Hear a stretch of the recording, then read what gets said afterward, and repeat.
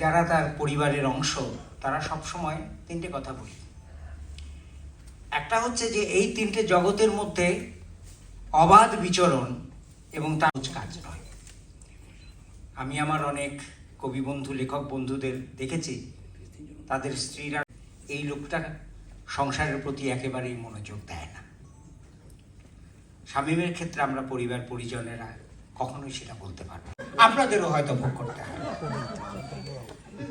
আর তৃতীয় হচ্ছে যে এসবের বাইরে আমাদের যারা প্রিয়জন, পরিবারের যারা অংশ, তার জন্য তার অপরিসীম দরদ। এবং আমরা তাকে মা হিসেবে দেখেছি, আমরা তাকে বোন হিসেবে দেখেছি, ভাই বোনেরা, আমি জীবনসঙ্গী হিসেবে দেখছি, পুত্রকন্যারা দেখছি। আমি সবসময় ওকে একটা কথা বলি যে শামীম হচ্ছে একজন অসাধারণ মা, এবং আমি অসাধারণ কথাটা ব্যবহার করতে চাই, অসাধারণ মা। এই যে পরিবারের আমাদের নানান রকমের অপ্রতিভা আমরা আছি, তাদেরকে একত্রে রাখা, তাদেরকে লালন পালন করা, তাদেরকে সামনে নিয়ে যাওয়া, এটা সে করে। আমরা তার জন্য কি করি? আমরা তার জন্য তিনটে কাজ করি। একটা কাজ হচ্ছে যে তার ওই যে বাস্তবতার জীবন, সেই জীবনে আমরা তাদেরকে সাহায্য করার চেষ্টা করি। তার সৃষ্টিশীল সময়টায় আমরা তাকে বিরক্ত করতে চেষ্টা করি না, এবং সে যাতে আরো সামনে এগিয়ে নিয়ে যেতে পারে, সেই জন্য আমরা সবাই চেষ্টা করি। দ্বিতীয় যে কাজটা করি সেটা হচ্ছে আমরা তার জন্য নানান রকমের সমস্যা তৈরি করি, এবং সেই সমস্যার কোনো তালিকা যদি আমি বলি তাহলে তার কোনো শেষ নেই। আমি তার জন্য সমস্যা তৈরি করি, আমাদের পুত্রকন্যারা করে, অন্যান্যরাও করে। সেই সমস্যা সে সামলে নেয় দশভুজার মতো, এবং সেই সমস্যা সে সামলে নেয় একেবারে মায়ের মতো, বোনের মতো। তো আমরা সেটা উপলব্ধি করি, আমরা তাকে সেই দিক থেকে সামনে এগিয়ে যাওয়ার চেষ্টা করি। আর তৃতীয়ত, আমাদের ক্ষুদ্র যে প্রচেষ্টা বা ক্ষুদ্র বুদ্ধি বা ক্ষুদ্র শক্তি আছে, সেই শক্তি দিয়ে আমরা শামীমকে সামনে নিয়ে যাওয়ার চেষ্টা করি। এটুকুই আমরা পরিবারের তরফ থেকে করি। বহুমুখী, সে কবিতা লেখে, গল্প লেখে, প্রবন্ধ লেখে, অনুবাদ করে, নাটকও লেখে। তো সুতরাং এই যে তার বহুমুখী প্রতিভা, সেখানে তার খুব মানে স্বাভাবিকভাবেই তার সেই বিচরণ। কবিতার কথা আমি খুব একটা বেশি বলতে পারবো না, কারণ তার কোনো কবিতা আমি বুঝি, কোনো কবিতা আমি বুঝি না। সুতরাং এটা একেবারে সরল স্বীকারোক্তি। কিন্তু হ্যাঁ, সত্য বলার জন্য ধন্যবাদ। আপনাকে তো ঘরে ফিরে যেতে হবে না, আমাকে যেতে হবে। কিন্তু তার গল্পের কথা যেটা আমি বলতে পারি সেটা হচ্ছে তার গল্প খুব স্বাদু, এবং তার গল্পের যে বাঁধুনি এবং ভাষা সেটা একেবারে স্বতন্ত্র। সুতরাং গল্পের দিক থেকে আমি মনে করি যে শামীমের একটা নিজস্ব ঘরানা আছে। ওই গদ্য ঠিক ওইভাবে আমি তেমন কাউকে লিখতে দেখি। এবং যদি খুব বস্তুনিষ্ঠভাবে বলি, তাহলে যেহেতু তিনিও সিলেটের, তার গদ্যের মধ্যে আসলে সৈয়দ মুজতবা আলীর একটা প্রভাব আছে। ওই রকমের ঠাট্টা, ওই রকমের সেই কবিতার একটা নিজস্ব ধারা আছে, এবং আমি কবিতা তার কাছে ওহির মতো আসে। আপনারা যদি অনুমতি করেন তাহলে একটা কথা বলি, একটা অন্যরকমের কথা। সে ঘুঘুতে যাওয়ার আগে ছোট ছোট কাগজের টুকরা তার বালিশের পাশে রাখে, এবং সাথে একটা পেন্সিল থাকে। যখন তার ঘুম ভেঙে যায় বা যখন তার মনে আসে, কিছু একটা আসে, ঘুমের ঘরেই সেই পেন্সিল দিয়ে সেই শব্দটা, সেই বাক্যমালা, সেই শব্দ সম্ভার সেই কাগজের মধ্যে লিখে রাখে। পরের দিন সেখান থেকে একটা কবিতার জন্ম নেয়।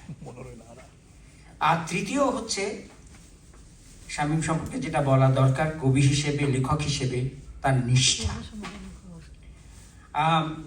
আমরা অনেকেই জানি যে কোনো লেখক, কবি খুব নিয়ম মানেন, হাত দিয়ে কবিতা লেখে, পা দিয়েও কবিতা লেখে, মানে এত কবিতা বেরোয় যে ওটা হাত পা একত্র না হলে পরে কবিতা বেরোবে না। কিন্তু আমরা সবাই সেই কবিতা আমরা উপভোগ করি। আজকে সালেহা আপা আছেন, তার অনুবাদ সাহিত্যের আমি একজন ভক্ত, পড়েছি, তার বইও পড়েছি। আজকে দুজন সংবর্ধিত অতিথি, ওনাদের বক্তব্য শুনব। এখন মঞ্চে আসবার জন্য আমন্ত্রণ জানাচ্ছি মুক্তিযুদ্ধের অন্যতম সংগঠক, যুক্তরাজ্য আওয়ামী লীগের সভাপতি সুলতান মাহমুদ শরীফ। সুলতান মাহমুদ শরীফকে মঞ্চে আসবার জন্য আমন্ত্রণ জানাচ্ছি। যে আমার একটি ছেলে এখন মন্ত্রী হয়ে গেছে, শফিক। আমার আরেকটি ছেলে এখন মেয়র হয়ে গেছে, আমি খুশি। আমার আরেকটি ছেলে এমপি হয়ে গেছে। বাইরে বাইরে তারা ছিল, এখানে বসে আমরা রাজনীতিতে সবাই একত্রে, আমাদের লোকদেরকে একত্রে রাখার চেষ্টা করছি। আর যখন তাদেরকে নমিনেশন দেওয়া হয়েছে তখন দেখছি আমরা সবাই মিলে চেষ্টা করেছি যে তারা যেন আমাদেরকে রিপ্রেজেন্ট করতে পারে, বাইরে যারা থাকি তাদেরকে রিপ্রেজেন্ট করতে পারে। এই যে আমার দুইজন কবি এবং সাহিত্যিক, সাহিত্য অনুরাগী মানুষ কে বাংলাদেশ সরকার সম্মাননা দিয়েছে। আসলে এই সম্মাননা এই 185টি কান্ট্রি, যেখানে সে বলেছে 1,59,60,00,000 মানুষ আছে, এটার ধারে কাছে আমরা আসি। আসলে এই মানুষগুলোর কাছে পৌঁছেছে যে বাইরে বসেও সাহিত্য চর্চা করলে, কবিতা লিখলে এবং তার সেটা যদি ঠিকমতো লিখতে পারে এবং তার যে মূল্যায়ন সেটা বাংলাদেশ সরকার করে এবং বাংলাদেশের মানুষও করে। শুধু সরকার না, মানুষ, গুণীজন এবং দু একজন তাদের কারো কারো, আমার স্বাধীন খসরু দু একজনের সম্পর্কে ইঙ্গিত করেছেন, কিন্তু তারপরও তো তারা এটাকে ঠেকাইয়ে রাখতে পারেনি। সবাই আবার একত্রিত হইয়া এদেরকে সম্মাননা দিয়েছে। ওখানে তো তাদের কোনো ভাই ব্রাদার ছিল না যে টাইমিয়ে তাদেরকে এই পুরস্কারটা দেওয়া হবে, কিন্তু দিয়েছে তো। সুতরাং ডিসপাইট দ্যাট তারাও আমাদের মানুষ, ডিসপাইট দ্যাট আমরা জিতেছি। এই যে বাংলামতি সাহিত্য পরিষদ, আইডিওগ্রাম, সুরালয়, শ্রীকান্ত, যুক্তরাজ্য শব্দপাঠ, বকবক বুকস, 71-এর ঘাতক দালাল নির্মূল কমিটি, যুক্তরাজ্য টিওয়ার্ডস, রবিকা, সপ্তসুর, শহীদ সুলেমান স্মৃতি সংসদ, যুক্তরাজ্য, বিবিপিসি, বিজয়ফুল কর্মসূচি, কবিতা সজল, তানপুরা, ছান্দসিক, রেনবো ফিল্ম সোসাইটি, পুনশ্চ, বঙ্গবন্ধু সাংস্কৃতিক জোট ইউকে, বঙ্গবন্ধু কবিতা পরিষদ এবং কবিকণ্ঠ। এই সংগঠনগুলোই আমরা আমাদের করতে পেরেছি এবং আপনারা যারা উপস্থিত হয়েছেন সবাইকে এই সংগঠনগুলোর পক্ষ থেকে আবারও ধন্যবাদ জানানো হচ্ছে, কৃতজ্ঞতা প্রকাশ করা হচ্ছে। এবং মনে হয় যে দেশের বাইরে এই জাতীয় পুরস্কার, সর্বোচ্চ পুরস্কার যে পাওয়ার পর দুজন গুণী ব্যক্তিত্বকে আমরা সংবর্ধনা দিতে পেরেছি, সংবর্ধিত করতে পেরেছি। সেজন্য আমার মনে হয় এটার একটা সূচনাই হলো, ভবিষ্যতে এখান থেকে একটা প্রচেষ্টাও এখান থেকে সূচনা হলো। আপনি যদি আজকের আপনার অনুভূতি প্রকাশ করতেন।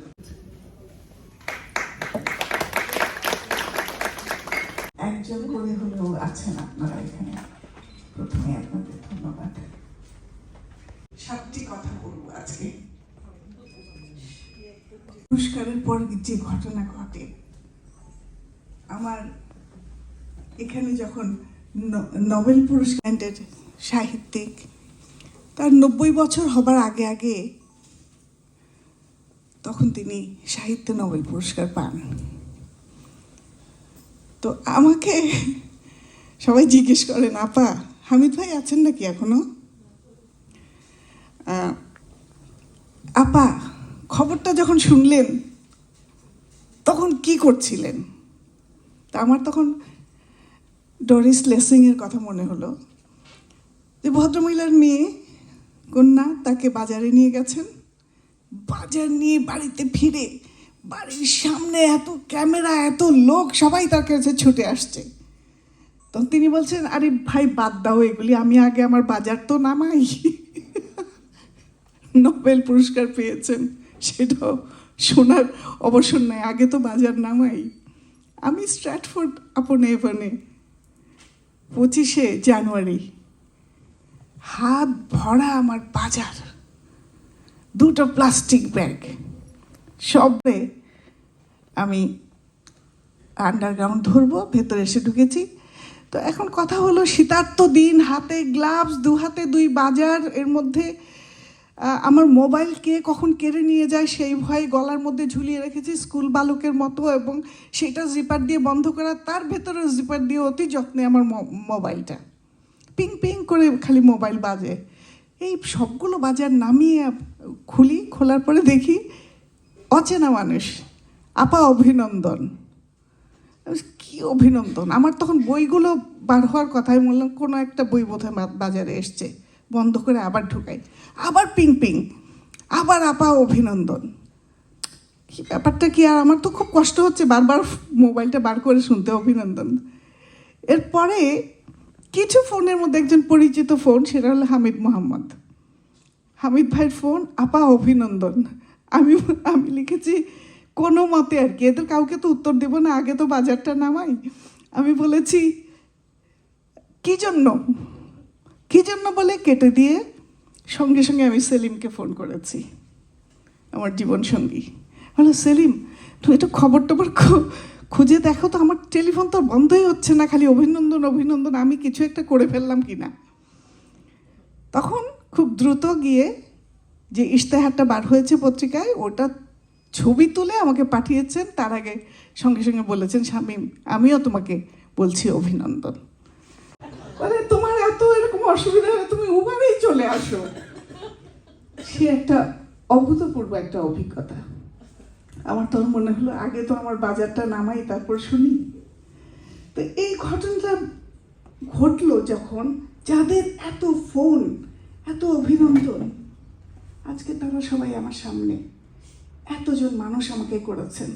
আমার বিলাতের নানান সংগঠন, নানান ব্যক্তিত্ব, নানান মানুষ, নানান প্রজন্মের, আজকে আপনারা তার আয়োজন করেছেন। আপনাদের কাছে আমি নমিত, আমি কৃতজ্ঞ এবং ধন্যবাদ জানাই। ছোট বড়, সবচেয়ে বড় বড় বই তা না, ছোট বড় মিলিয়ে 100টিরও বেশি। সেটা কোনো প্রশংসার ব্যাপার না, কারণ আমি নিজেই জানি একটি বই লিখে বিখ্যাত হয়েছে অনেকেই, তাই না? কাজেই যেমন অরুন্ধতী একটা বই লেখার পরে যখন আর লিখছিলেন না, তখন তাকে বলা হয়েছে আপনি আর বই লিখছেন না কেন?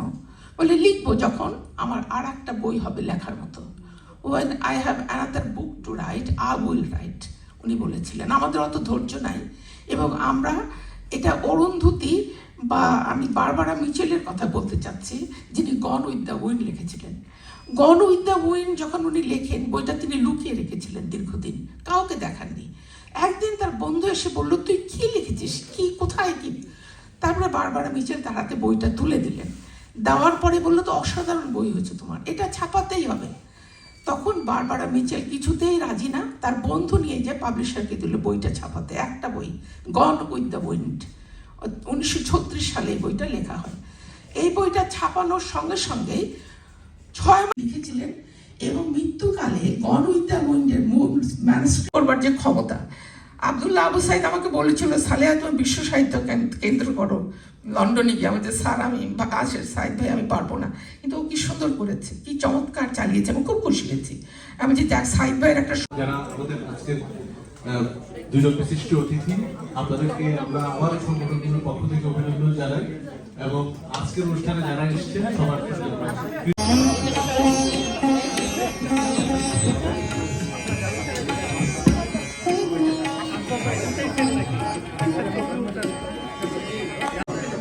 হ্যাঁ, ঠিক আছে।